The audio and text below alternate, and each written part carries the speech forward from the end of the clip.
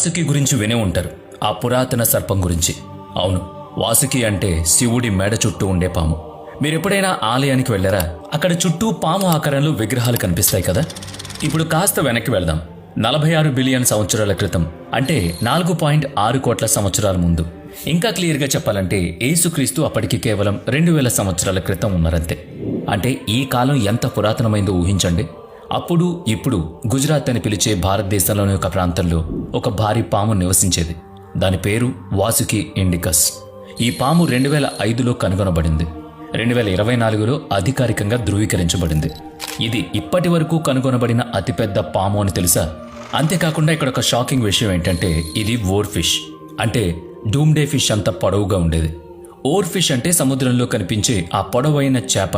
దాదాపు 11 మీటర్ల వరకు పెరిగే జీవి. చాలా మంది ఇలా అడుగుతున్నారు, ఈ రెండు జీవులకు ఏమైనా సంబంధం ఉందా? నేను ఈరోజు దాన్ని పూర్తిగా మీకు చెప్పబోతున్నాను. మీరు నమ్మగలరా? ప్రపంచంలోనే అతిపెద్ద పాము భారతదేశంలో కనుగొనబడింది.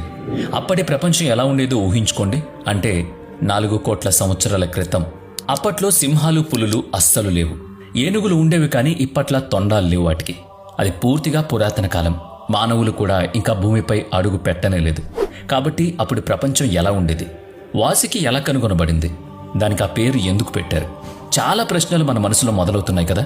మనం ఇవన్నీ వివరంగా తెలుసుకుందాం. ఇది నిజంగా అద్భుత విషయం. మనం చేసిన లెవియథాన్ వీడియో తర్వాత మీరు చాలా మంది నన్ను వాసుకి గురించి కవర్ చేయమని అడిగారు. కాబట్టి ఇదిగో మనం ఈ అద్భుత కథలోకి వెళ్ళిపోదాం. కానీ మొదట ఒక చిన్న రిక్వెస్ట్. మీరు ఇప్పటి వరకు మన ఛానల్ని సబ్స్క్రైబ్ చేసుకోకపోతే దయచేసి మన ఛానల్ని సబ్స్క్రైబ్ చేయండి.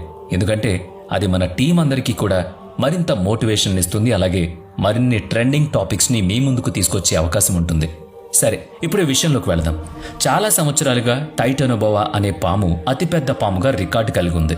కానీ 2005లో గుజరాత్లోని ఒక లిగ్నెట్ గనిలో అద్భుతమైన ఆవిష్కరణ జరిగింది.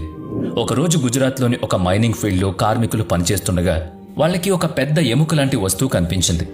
ఏంటిది? ఒక సాధారణ రాయి కాబోలు అని అనుకున్నారు.